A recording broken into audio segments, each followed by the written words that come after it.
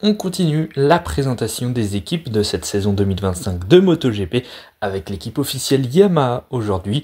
N'oubliez pas de liker, partager, commenter et surtout vous abonner à la chaîne, c'est très important. Et nous on est parti. La livrée de la Yamaha officielle, elle ne bouge pas énormément par rapport aux années précédentes. Un petit peu plus de bleu par rapport à d'habitude, notamment à l'arrière de la moto. Ça en reste une belle livrée pour autant. Mais voilà, encore une fois, pas énormément de changements sur la Yamaha au niveau de la livrée. Yamaha va être obligé d'améliorer ses performances en 2025. Ça fait maintenant 3 ans que la performance de cette Yamaha elle se dégrade d'année en année. Ça jouait encore des victoires il y a 3 ans, puis des podiums, et puis l'année dernière ça ne jouait plus rien du tout. Cependant, en fin d'année 2024, on a retrouvé un petit peu de performance sur la Yamaha.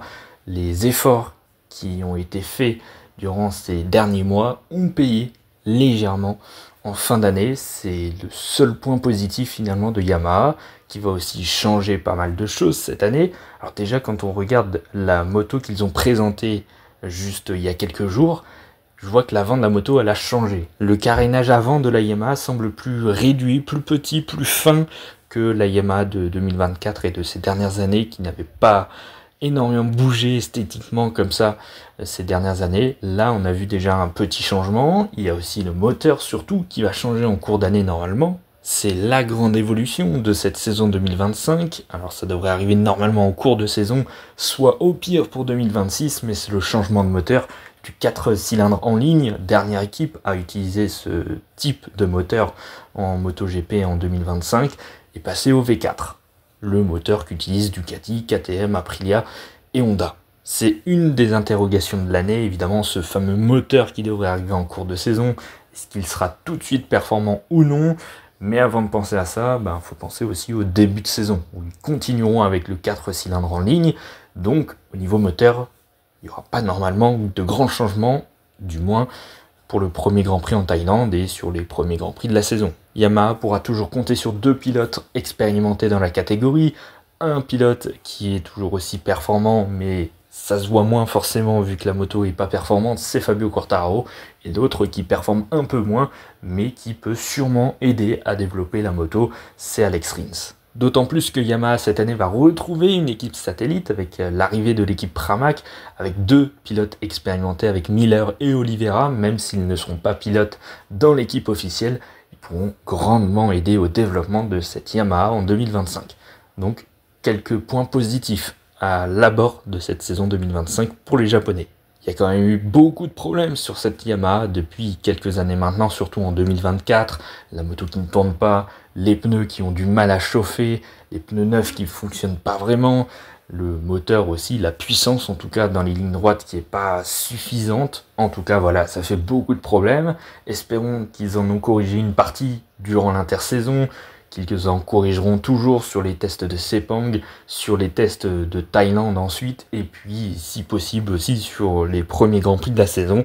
En tout cas, clairement pour Yamaha, il va falloir remonter sur quelques podiums. Je ne demande pas non plus à Yamaha de monter sur tous les podiums de la saison, ils n'en seront pas tout à fait capables, voire même pas du tout en fait, mais s'ils pouvaient monter sur quelques podiums durant la saison, ce serait déjà une belle avancée, et surtout tenter de finir un maximum de fois dans le top 10, au moins, au minimum, rentrer dans le top 10 sur une bonne majorité des courses. C'est ça l'objectif, je dirais, de la Yamaha. Parce que ouais, l'année dernière, on est arrivé à une Yamaha qui ne rentrait dans le top 10 que quelques fois dans la saison, un peu plus souvent en deuxième partie de saison, comme je l'avais dit tout à l'heure, avec les évolutions apportées. Mais globalement, c'était vraiment très très faible. Et une saison pareille comme en 2024, en 2025, ça va faire encore beaucoup grincer des dents. En plus, cette année, autre changement chez Yamaha, on a un nouveau team manager dans l'équipe. C'est plus Lin Jarvis qui commande Yamaha, c'est maintenant l'italien Paolo Pavezio qui dirige la marque Yamaha en MotoGP désormais à la place de Lin Jarvis, donc ça fait encore un changement de plus. Est-ce que ça va énormément changer au projet de Yamaha et à la saison surtout 2025 de Yamaha? Je ne sais pas pour le moment. Mais en tout cas, clairement, il va falloir beaucoup s'améliorer pour Yamaha cette année. Ils ont l'occasion, avec les problèmes financiers de KTM, l'arrêt du développement de la marque autrichienne de leur MotoGP, il y a peut-être le moyen même de rattraper le constructeur autrichien, d'aller peut-être jouer une 3e place au championnat des constructeurs, même si je pense que l'écart entre KTM et Yamaha est encore trop grand pour aller les chercher, même si KTM a des problèmes en ce moment, c'est quand même assez chaud pour aller les chercher. Du moins en début de saison, je vois clairement pas Yamaha aller chercher KTM. Mais sait-on jamais, ça peut être un petit objectif supplémentaire pour Yamaha en 2025. C'est la 5e saison de Fabio Quartararo dans l'équipe officielle Yamaha et on est bien loin du titre de 2021, de la première année. Là, la situation est complètement différente et c'est beaucoup plus compliqué actuellement. Pour la première fois de sa carrière en MotoGP depuis 2019, Fabio Quartararo a vécu une saison entière sans le moindre podium, que ce soit en course principale et même en course sprint. Pas le moindre podium, pas la moindre boîte. Ça a été une saison très frustrante pour le pilote français, une moto qui ne fonctionne absolument pas alors que le français est toujours très performant, sauf que ça ne se voit plus forcément, vu qu'il n'a plus la moto. Comme je disais tout à l'heure, le développement de la Yamaha semble aller un petit peu plus dans le bon sens actuellement. Comme je l'ai dit tout à l'heure, il y a encore beaucoup de problèmes sur cette Yamaha. Mais cette année, je pense qu'il y a des espoirs de faire de bonnes choses cette année pour Fabio Quartararo, d'essayer d'avoir de meilleurs résultats que l'année dernière, essayer même peut-être de monter sur des podiums cette saison, pourquoi pas. Même si actuellement sur le papier, Yamaha semble quand même bien loin du niveau de performance des Ducati, des Aprilia et même sûrement des KTM encore. Même avec une saison 2024 très compliquée, je trouve que Fabio Quartararo a quand même grandi de cette expérience difficile. En 2023, quand la moto ne fonctionnait pas du tout, où il ne faisait que quelques podiums de temps en temps par-ci par-là, on le sentait vraiment très frustré, il avait des mots très durs envers Yamaha. Encore cette année, enfin en 2024 du moins, il avait encore des mots forts, mais petit à petit, bon, j'ai l'impression qu'il a plus accepté la situation, travaillé un petit peu plus, puis bon, espérer et croiser les doigts que la Yamaha fonctionne mieux. On l'a senti, j'ai l'impression, moins frustré, en tout cas ça se voyait moins. Alors je pense qu'intérieurement ça doit bouillir quand même, parce que être champion du monde de MotoGP, et puis se retrouver à jouer des 7, 8, 9e places à peine sur quelques grands prix, forcément c'est pas là où Fabio Quartararo veut être, et il n'acceptera certainement pas que ça continue comme ça en 2025, c'est clair et net. Mais voilà, on l'entend un peu moins, Fabio Quartararo, contrairement à 2023, où on l'entendait beaucoup râler. Là, il a re-signé un contrat de 2 ans jusqu'à fin 2026, donc il va continuer l'aventure avec Yamaha, continuer à s'investir à fond dans ce projet. Donc bon, s'il a re-signé, c'est déjà pour le salaire quand même, faut pas se mentir non plus, mais je pense qu'il a quand même confiance au projet Yamaha, aux personnes qui s'occupent du projet Yamaha. Je pense qu'il s'est calmé au bout d'un moment, et il s'est posé, et il a accepté la situation, quoi. Cette année, il y aura beaucoup plus de pilotes Yamaha pour développer cette moto, qui va l'aider donc, parce que Fabio Quartararo, ces dernières années, il était un petit peu tout seul à développer la moto, honnêtement. Les pilotes de test, il n'y avait que Crutchlow, et la moitié du temps, il est blessé ou il roule pas, donc ça servait à rien. Il y avait Morbidelli les dernières années, donc il ne servait littéralement à rien. Alex Rins, il pousse pas la moto comme le fait Fabio Quartararo, donc c'est assez compliqué. Et puis il n'y avait pas de team satellite non plus. Là cette année, il y a 2 nouveaux pilotes avec Miller et Oliveira, l'arrivée de Dovizioso aussi qui développe pas mal la moto, en tout cas qui roule pas mal dessus, Augusto Fernandez aussi qui a été recruté comme pilote de test. Enfin bref, ça fait beaucoup plus de monde à développer la moto avec Fabio, à rouler sur cette Yamaha. Donc là aussi c'est positif et ça va plutôt dans le bon sens. Pour Fabio, ça va pouvoir sûrement l'aider. L'année dernière, Fabio Quartararo a terminé à la 13e place seulement au championnat. Est-ce que le Français peut viser un top 10 cette année au championnat?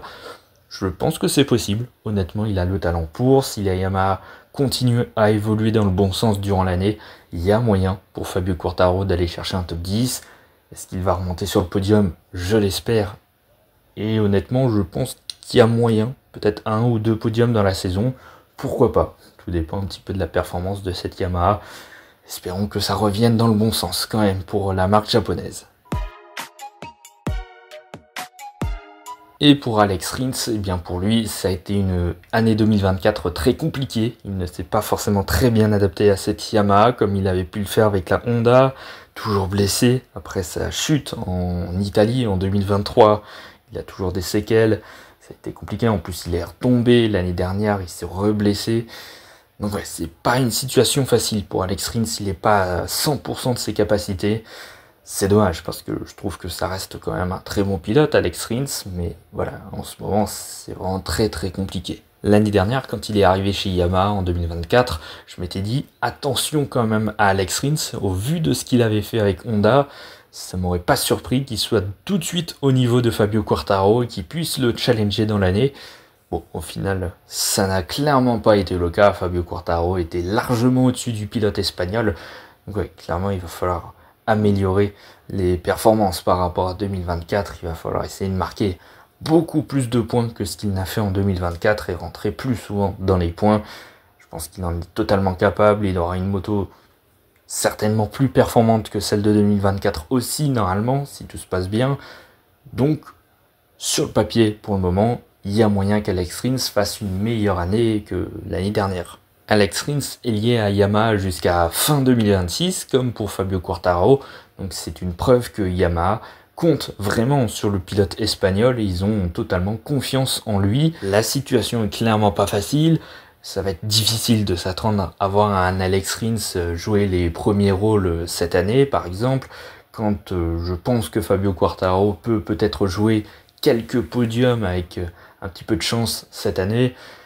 Clairement pour Alex Rins, jouer des podiums, ça va être quand même très très compliqué. Déjà, s'il arrive à rentrer plus souvent dans le top 10 dans les courses par rapport à 2024, où je crois qu'il est rentré 3 ou 4 fois seulement dans le top 10 en course, ce sera déjà une bonne avancée, on va dire. Faudra quand même réduire vachement l'écart avec Fabio Quartararo, parce qu'il était vraiment énorme cet écart en 2024. En 2025, si l'écart est le même que l'année dernière, ça va quand même faire très mal à Alex Rins quand même. Après, le pilotage ne fait pas tout, il y a aussi tout le suivi du développement de la Yamaha. Apparemment, Alex Rins a l'air plutôt à l'aise là-dessus. Développer la moto, ça a l'air de se passer plutôt bien. En tout cas, on n'a pas eu de retour négatif de qui que ce soit. Fabio Quartararo qui avait clairement dit que Morbidelli, Crutchlow par exemple, ne servaient pas à grand-chose dans le développement. Là, Fabio n'a rien dit sur Alex Rins, donc c'est qu'il a l'air de faire quand même son job, même s'il n'arrive pas à pousser à fond avec cette Yamaha.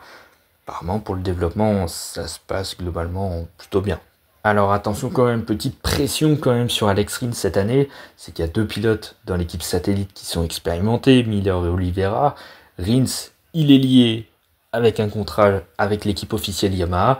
Maintenant, on sait que les contrats, ça se casse assez vite. Donc attention qu'un des 2 pilotes de l'équipe satellite ne se retrouve pas dans l'équipe officielle l'année prochaine à sa place. Donc il faudra quand même montrer des performances correctes. Et surtout au moins, au minimum, devancer les pilotes de l'équipe satellite Pramac. Ce serait quand même dur pour Alex Rins de se faire devancer par les pilotes de l'équipe satellite de chez Pramac qui débarquent chez Yamaha pour la première fois, avec des pilotes qui roulent pour la première fois sur une Yamaha. Ça ferait quand même mal. Donc ouais, s'il peut être plus régulier qu'en 2024, arriver à faire de plus belles performances, de plus grosses performances qu'en 2024, ce sera déjà une belle avancée. Est-ce qu'Alex Rins sera capable de nous faire un top 5 par exemple en course? Globalement, je pense qu'il en est capable. Maintenant, est-ce que la moto, elle, en est capable? Ça, c'est une autre question. En tout cas, c'est la fin de cette vidéo. Merci d'avoir écouté jusque-là. N'oubliez pas de liker, partager, commenter et surtout vous abonner à la chaîne, c'est très important.